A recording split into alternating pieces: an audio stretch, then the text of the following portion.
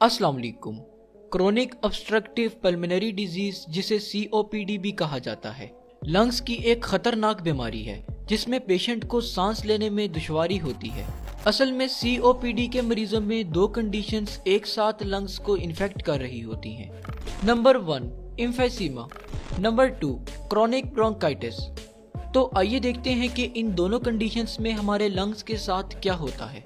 Chronic bronchitis, हमारे lungs में tube like Airways मौजूद होते हैं जिनसे होते हुए सांस हमारे लंग्स में दाखिल होती है और फिर इन्हीं एयरवेज के रास्ते बाहर भी निकलती है। इन एयरवेज को ब्रोंक्यूल्स कहा जाता है।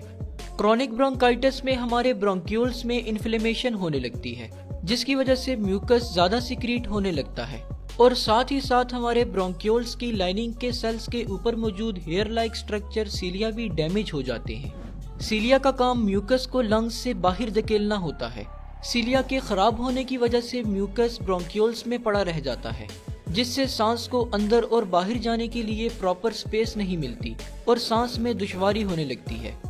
एम्फीसीमा, एम्फीसीमा एक ऐसी कंडीशन है जिसमें लंग्स में मौजूद एयर सैक्स जिन्हें एल्वियोलाई कहा जाता है वो डैमेज हो जाते हैं।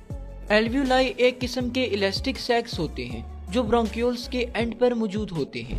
जब हम सांस लेते हैं तो एल्वियोलाई फूल जाते हैं और इस तरह सांस को लंग्स में दाखिल होने की स्पेस मिलती है।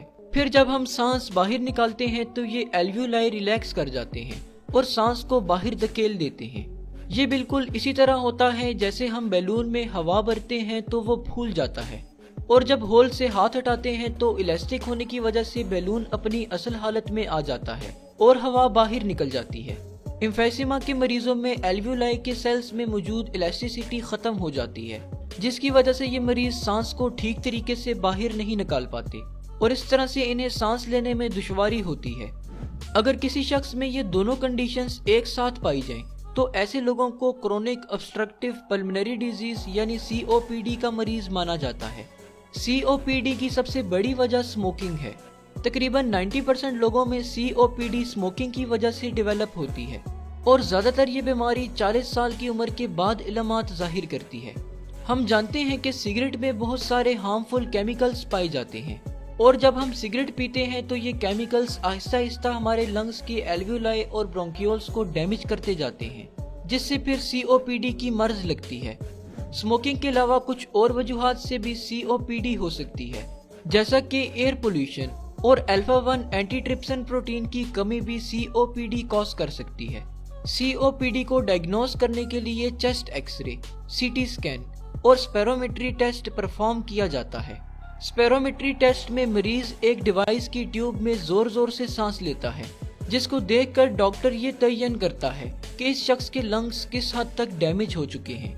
अब अगर ट्रीटमेंट की बात की जाए तो COPD को ट्रीट नहीं किया जा सकता लेकिन इसे मजीद खराब होने से बचाने के लिए स्मोकिंग से परहेज और कुछ मेडिसिन जैसे कि कॉर्टिकोस्टेरॉइड्स और इनहेलर्स वगैरह दिए जाते हैं। तो होप सो इस वीडियो से आपको COPD के बारे में कुछ ना कुछ जरूर नया जानने को मिला होगा।